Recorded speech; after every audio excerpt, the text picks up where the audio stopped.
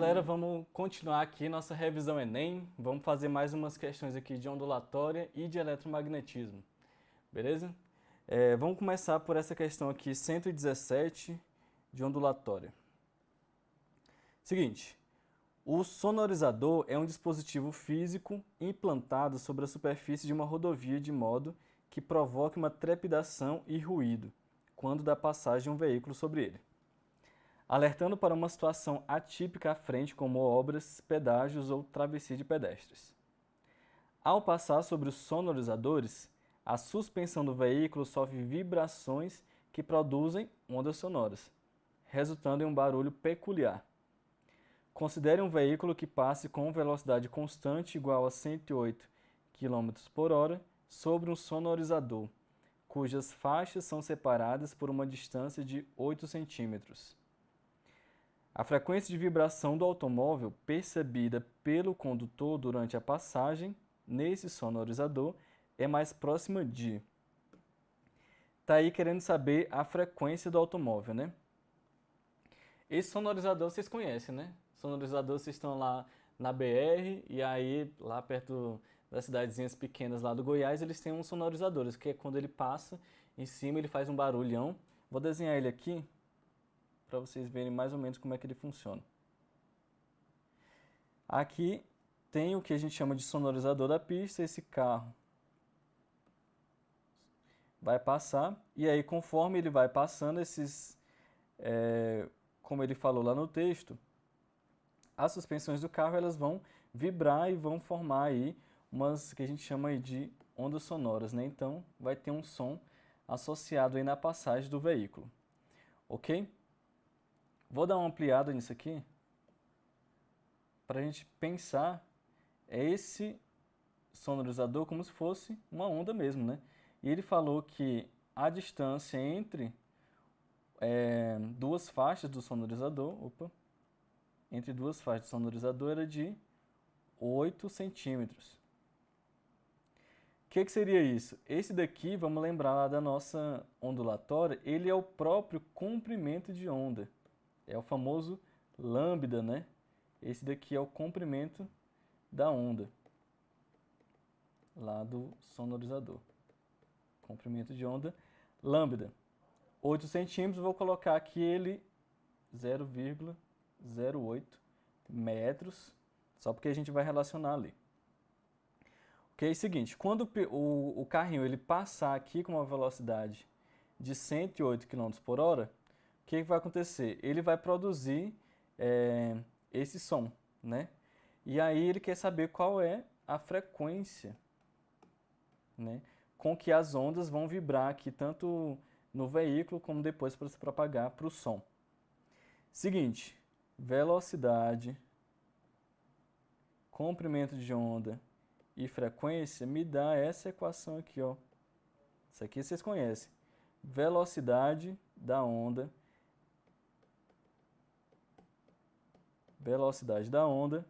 ela é o comprimento de onda lambda vezes a frequência da onda.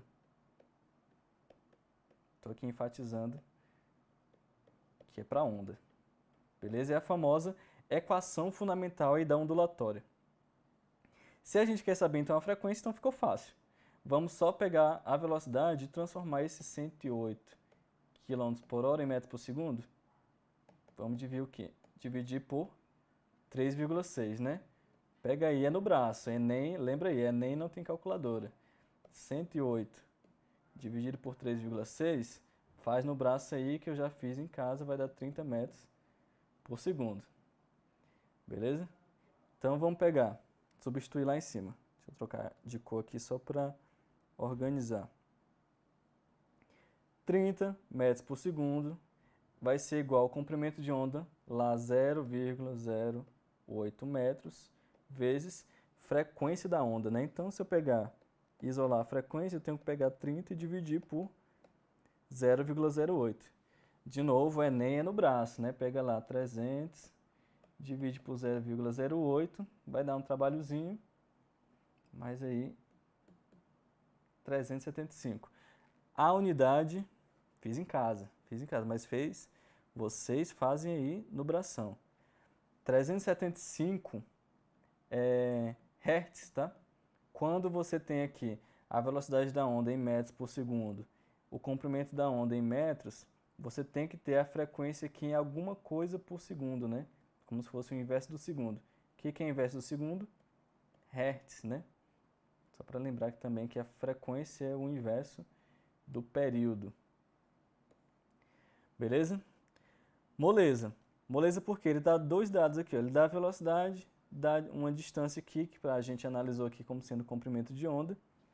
Facinho, ela sai por fundamental da ondulatória, né? Esse daí, essas aqui, vocês não podem errar, não.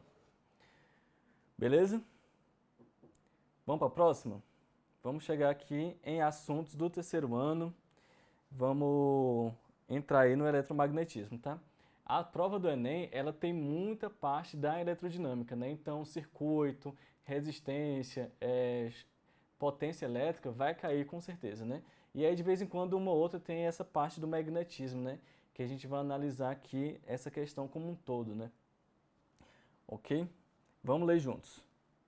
A tecnologia de comunicação da etiqueta RFID, chamada de etiqueta inteligente, é usada há anos para rastrear gado, vagões de trem, bagagem aérea e carros nos pedágios. Um modelo mais barato dessas etiquetas pode funcionar sem baterias e é constituído, esse negócio de funcionar sem baterias é importante, a gente vai ver. E é constituído por três componentes: um microprocessador de silício, precisa, né, processar os dados, uma bobina de metal, bobina, vocês conhecem bobina, feita de cobre ou de alumínio, que é enrolada em um padrão circular. É bom que essa bobina seja circular aqui, pelo menos para a gente conseguir analisar algumas coisas em nível médio, né? E um encapsulador, que é um material de vidro ou polímetro envolvendo o microprocessador e a bobina. Então esse negócio tem que estar isolado do resto do ambiente. O que mais? Na presença de um campo de radiofrequência gerado pelo leitor, a etiqueta transmite sinais. Que doido. À distância, né?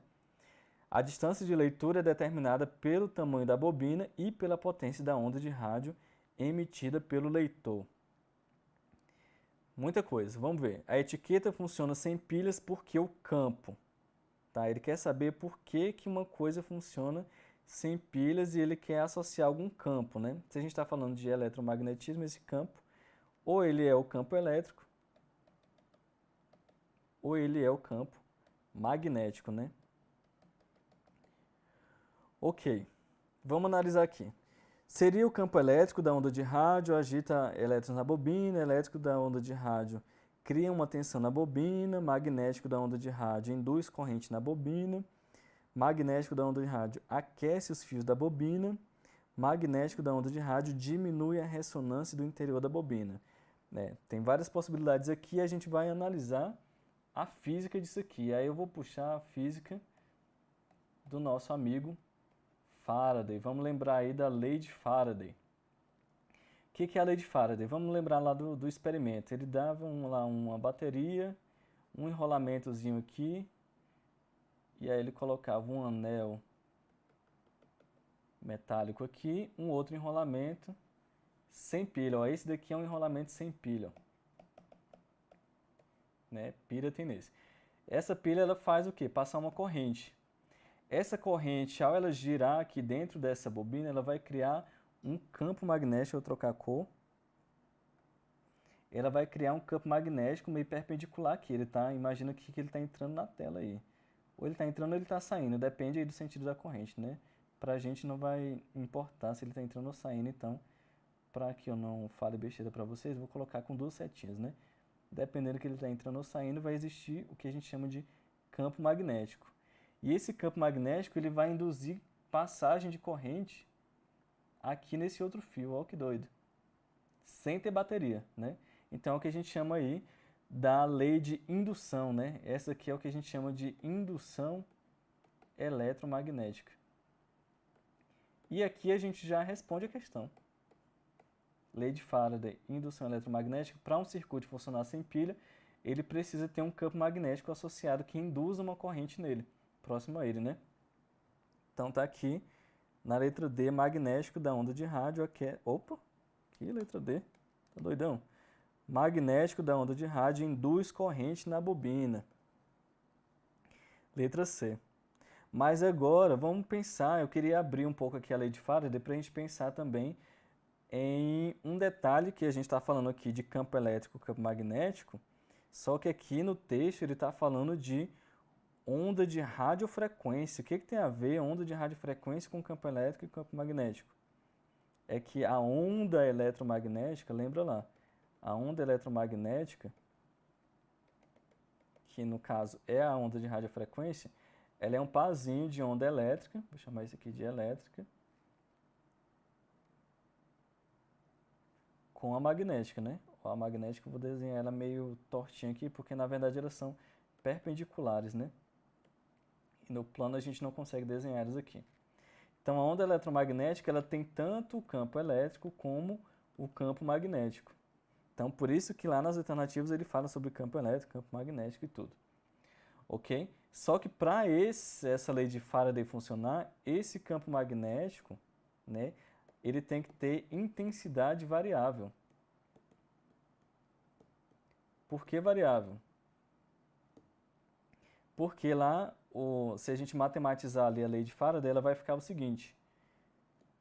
Na verdade, a força eletromotriz aqui, no caso, vai gerar a partir de uma variação de fluxo magnético no tempo. Essa daqui é matematicamente a lei de Faraday, né? E aí o seguinte, se essa força eletromotriz aqui, opa, botei o errado, canetinha.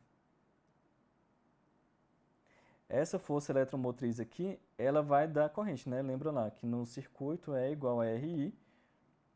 Se existe uma força eletromotriz num fio, ele vai conduzir corrente, né? E se eu abrir aqui esse fluxo, lembra lá, fluxo, campo magnético, área, cosseno do ângulo entre o campo magnético e a área. Seria o que a gente chama de fluxo magnético. Então, se eu tenho lá na nossa bobina circular, tem ela aqui, que passa aqui um campo magnético por dentro dela, né? E aí tanto faz ela ser passando para cima ou para baixo. Esse campo magnético, quando ele varia o fluxo. Se esse anel aqui ele aumentasse de tamanho, ele fosse pequeno e aumentasse de tamanho, variava a área, varia o fluxo. Esse ângulo aqui, se esse anelzinho, ele variasse se ele rotacionasse, né, ele começasse a girar, o que acontece?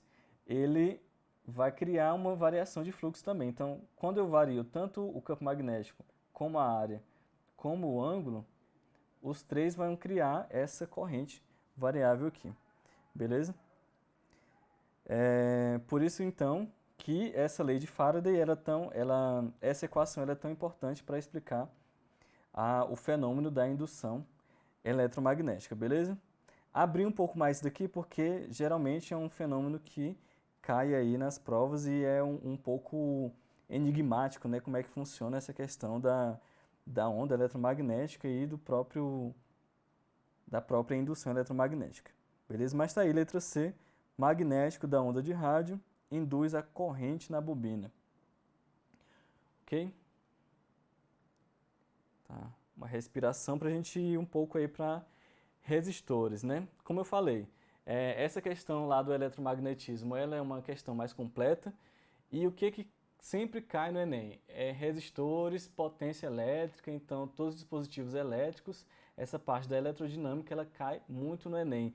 Então, nessa prova aqui de 2018, tinha umas 3 questões disso, eu coloquei algumas aqui. Vamos fazer essa primeira aqui, que envolve a associação de resistores. Vamos lá.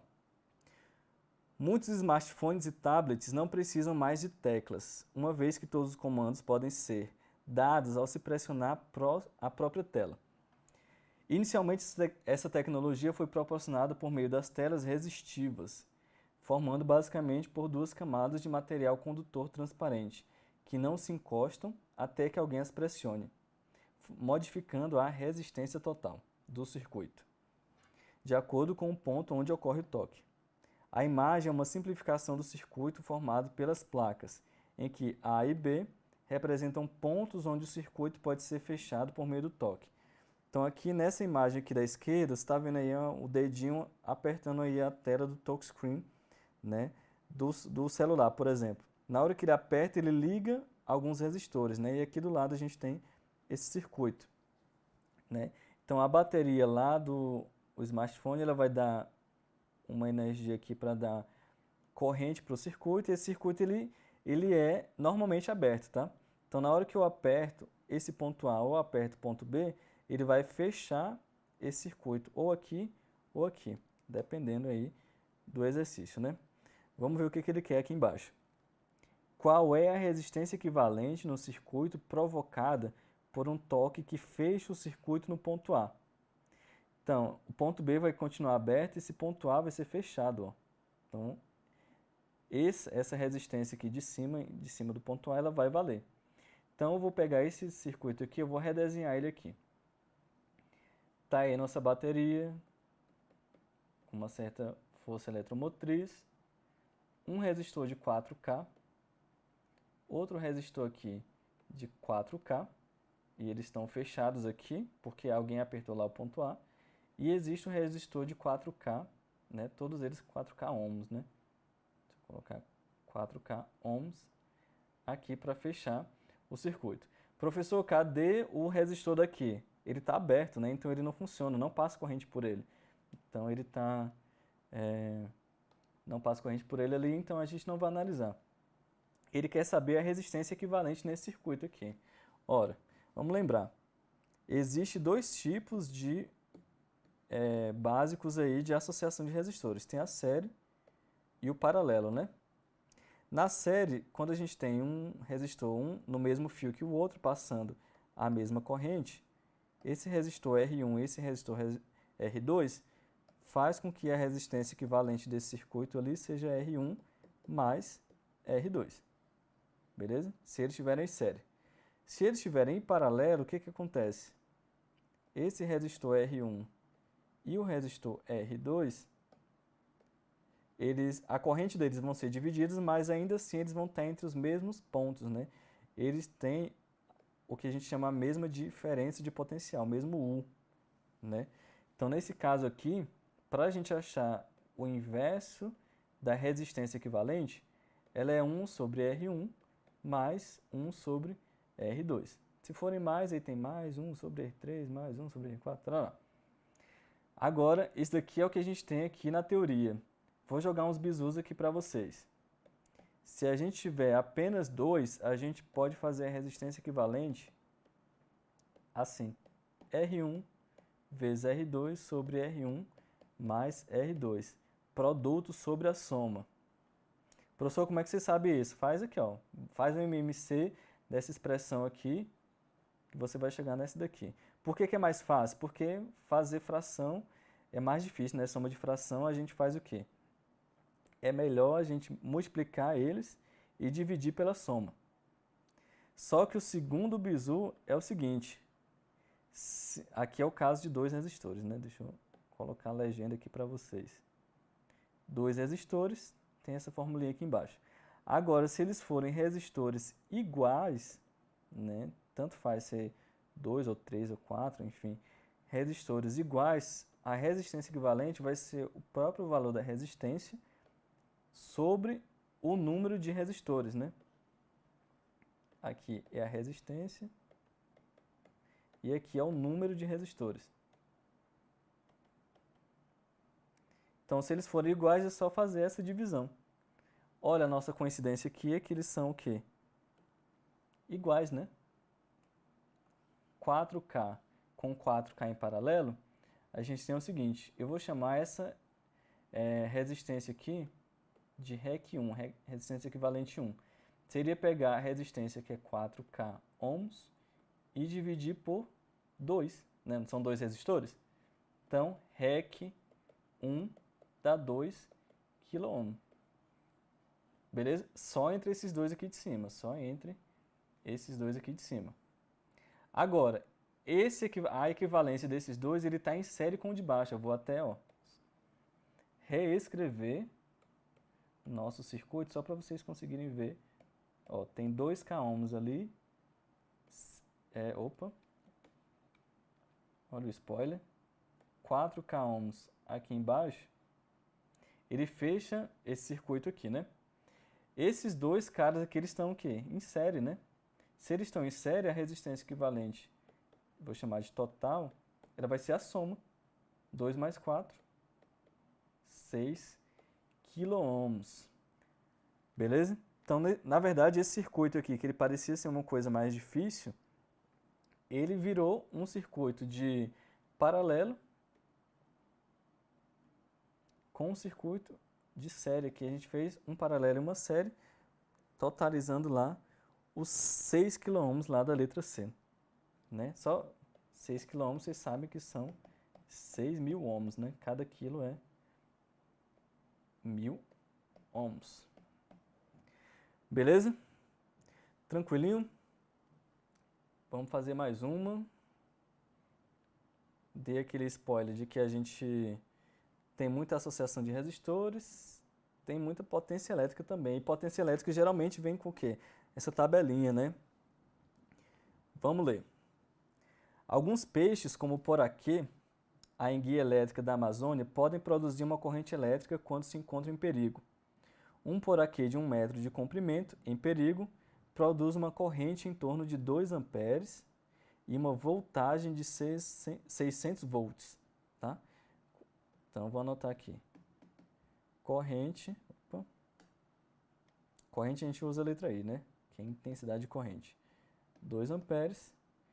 O diferente de potencial aí é chamada voltagem de 600 volts, tá? Esses dados aí que ele deu pra gente.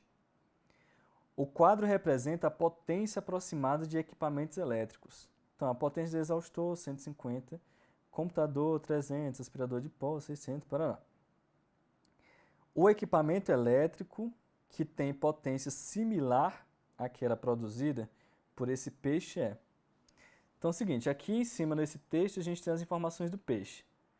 Na tabela embaixo a gente tem as informações dos equipamentos elétricos. Só que o equipamento elétrico está em watts e as informações do peixe tem corrente, tem DDP, né, que é a voltagem. Né? Como é que a gente relaciona esses dois? Ó, facinho. Professor, nem esse daqui eu conheço. Potência diferente de potencial vezes corrente. Isso aqui, ó, é a definição da potência elétrica, né? Potência elétrica de qualquer dispositivo é só você pegar essa DDP, diferença de potencial, ou tensão, ou voltagem, ó. Isso aqui tem vários nomes, né? E multiplica pela corrente, né? Aqui é a nossa intensidade de corrente. Professor, só isso, só isso. Pega aqui a potência, multiplica lá 600 volts, multiplica aí por 2 amperes. Essa potência ela dá direto, ó, direto 1.200 watts, né? Só para lembrar, o watts é como se fosse volt vezes ampere. Acabou. 1.200 watts, olha lá na tabela.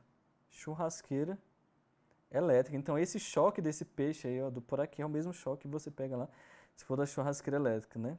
Não, depende. Letra D, churrasqueira elétrica. Professor, isso é só isso aqui? Só. Rapidinho a gente fez, né? Rapidinho você faz e essa daqui você não pode errar. Essa aqui é daquelas que a gente não erra, né? Vamos finalizar? Vamos finalizar com uma questão agora de gente grande que envolve vários fenômenos, inclusive os fenômenos circuito elétrico e acústica. O que tem a ver, professor? Vamos ver. O Enem tem dessas. Ele mistura aí as áreas da física, né? Vamos dar uma lida para entender. Nos manuais de instalação de equipamentos de som, há o alerta aos usuários para que observem a correta polaridade dos fios ao se realizarem as conexões das caixas de som. Então você tem que olhar a polaridade do fio. Não vai botar o positivo no negativo, negativo no positivo, que não vai dar certo sua caixa de som. Beleza? As figuras ilustram o esquema de conexão das caixas de som de um equipamento de som mono. no qual alto-falantes emitem as mesmas ondas. No primeiro caso, a ligação obedece às especificações do fabricante. O garoto foi esperto e leu o manual e colocou certinho. Então, esse primeiro desenho aqui é com a polaridade correta. E no segundo mostra uma ligação na qual a polaridade está invertida.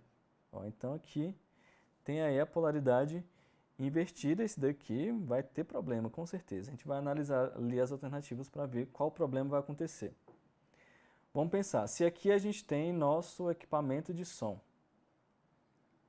e aqui a gente tem duas caixas de som, e essas caixas de som, cada qual vai emitir as mesmas ondas, falou aqui ó, no texto, os alto-falantes emitem as mesmas ondas. Isso quer dizer o quê? Que essa onda aqui ela vai fazer isso, e esse daqui vai fazer isso. Né? Uma ondinha de som. Estou pegando só um comprimento de onda aqui. Agora, se a gente está falando da polarização invertida, então essa onda está aqui e essa daqui ela vai ser invertida. Olha ela ficando aqui. Ó. Conseguiram perceber que ela está invertida? O que está para cima, aqui nessa, está para baixo. O que está para baixo, aqui nessa, ela está para cima. Né? Só apagar isso aqui só para não confundir vocês. Ok? Tudo isso só porque ele ligou esse maisinho no negativo e esse negativo no maisinho. Beleza, vamos analisar lá as alternativas. O que ocorre com os alto-falantes E e D se forem conectados de acordo com o segundo esquema? Bora ver. Parece que esse E ele vai funcionar normalmente e o D vai acontecer alguma coisa estranha com essa caixa de som D, né? Então vamos ver, vamos analisar cada alternativa. Na letra A, o alto-falante E funciona normalmente, ok, e o D entra em curto-circuito e não emite som. Assim, para ele entrar em curto-circuito, vamos lembrar, deixa eu colocar aqui o que é curto-circuito. Professor, não tem nada a ver isso aí. Pode ter. Curto-circuito. Se eu tenho aqui um fio, tem uma resistência. Está passando corrente por esse fio, por essa resistência. Ok? Se eu pegar um fio e envelopar aqui, ó, passar um fio do lado, a corrente que estava passando ali por cima não vai passar mais por cima, vai passar aqui por baixo, né? Porque é mais fácil passar onde não tem resistência. Então, se ela passa aqui e vai para frente, o que acontece? Esse cara aqui não liga, né? E isso é o curto-circuito. O que é o curto-circuito? É você colocar um fio de resistência menor para você não causar aqui um sistema de resistência, né? Esse curto-circuito tem a ver com isso aqui? Na verdade, aqui nesse caso, ele só trocou os fios de posição. Trocar os fios de posição não tem a ver com colocar resistência ou tirar resistência, né? Então, não está havendo curto-circuito, ele vai funcionar. Ele vai funcionar. Agora, vai ter um problema aí, vamos ver nas outras. Letra B. O alto-falante E emite ondas sonoras com frequências ligeiramente diferentes do alto-falante D, provocando o fenômeno do batimento. Vamos lá. Será que mudou a frequência de um para outro mesmo? Ó, quando você muda a polaridade deles, vamos analisar essa onda aqui e essa onda aqui. Ela parece ter a mesma frequência, né? Frequência a gente olha pela repetição, né? Pelo número de repetição. Se ele falou lá que são as mesmas ondas, ela não vai mudar a frequência não, tá? Apesar de que esse fenômeno do batimento, ele tem muito a ver, ó. Vou até colocar aqui, para quem não conhece o fenômeno do batimento, lembra lá, batimento do coração, o que tem a ver? Se você tem uma onda aqui e aí você tem uma outra, um pouco com a frequência um pouco diferente, você vai conseguir perceber, frequência F1 e F2, uma diferença de frequência. Essa diferença de frequência, ΔF, é o que a gente chama de batimento. Beleza? Batimento. Mas não é isso que está acontecendo, então também não é. Letra C. O alto-falante E emite ondas sonoras com frequências e fases diferentes do alto-falante D, provocando um fenômeno conhecido como ruído. Olha só, agora está começando a aparecer umas coisas com nome legal. que é a fase, professor? Vou colocar aqui, fase. Então, se você tem uma onda assim, e aí ela está começando aqui dessa linha tracejada. A onda que eu vou fazer aqui embaixo, ela está começando um pouco depois. Ela é igualzinha. Ela só está começando um pouco depois. Essa diferença aqui de tempo entre uma e outra é o que a gente chama de fase. Fase é uma diferença de tempo. Diferença de tempo. Beleza? Pode ser que tenha ali, quando você troca os fios, uma diferença de fase? Pode ser, a gente vai ver que sim. Mas, na verdade, aqui o que deixa essa alternativa errada é porque ele fala que a frequência vai ser diferente também. Mas a gente já analisou aqui que a frequência é igual. Né? Então, a fase pode ser que seja diferente. Né? Então, vamos ler a letra D para ver se ela está mais completa. Letra D. O alto-falante E emite ondas sonoras que apresentam um lapso de tempo em relação às emitidas pelo alto-falante, provocando o fenômeno de reverberação. Tá, será que vai acontecer isso? Existe um lapso de tempo entre uma onda e a outra? Se existe uma diferença de fase, pode ser que exista uma diferença de reverberação, né? O que é reverberação, professor? Reverberação é aquele fenômeno lá da reflexão do som, reflexão sonora. Sabe o eco? Então, não é ele. Reverberação é quando o tempo ele é menor ali do que um 0,1 segundos, né? De ida e de vinda, né? Então, quando você fala, né? Que está você falando, e você recebe o som, se esse som for menor do que esse 0,1 segundos, acontece o que a gente chama de reverberação. Tá? Poderia acontecer isso, essa daí é uma daquelas que, se você marcar, pode ser que você queira analisar um pouco depois o gabarito. Mas vamos ver a letra E para vocês verem como está mais coerente. Ó. O alto-falante E emite ondas sonoras em oposição de fase às emitidas pelo alto-falante, provocando o fenômeno da interferência destrutiva. Vamos ver. Como é que acontece essa oposição de fase? Eu falei aqui que a fase, né, nesse caso aqui, ó, ela é um atraso, né, entre uma onda e outra. Agora, vamos pensar, se ela atrasar tanto que ela for lá para frente, ó, ela vai atrasar meio comprimento de onda, ó, daqui para cá.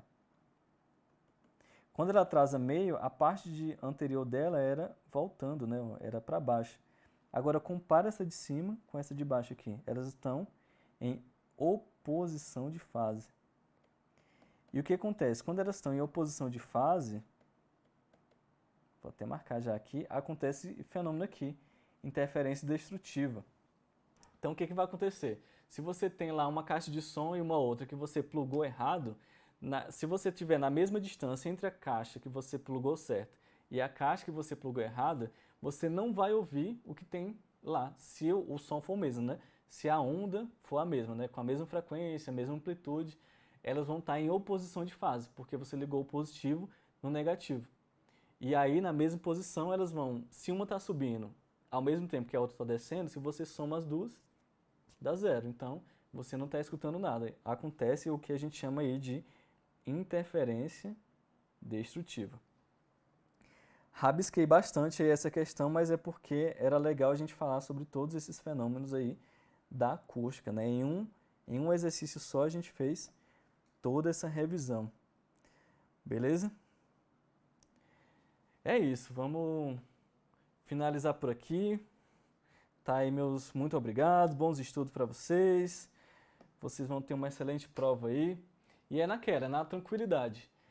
As questões de física do Enem, elas são as questões que elas basicamente elas têm um caráter mais de fenômeno, mais de leis, então leem os livros, tá? Porque você lendo o fenômeno e entendendo como é que ele funciona, dali você parte para as equações. E aí em algumas questões você vai ter que fazer sim as equações para lá, uma equação para cá, mas as equações do Enem elas não são tão mirabolantes quanto umas questões de outros vestibulares, por exemplo, né? Então fica tranquilo aí que lendo a teoria, vendo aí o básico das equações, você consegue aí fazer uma boa prova. Beleza? Mas sempre focando no fenômeno e nas leis da física. Ok? Tranquilidade? Então é isso aí. Até mais.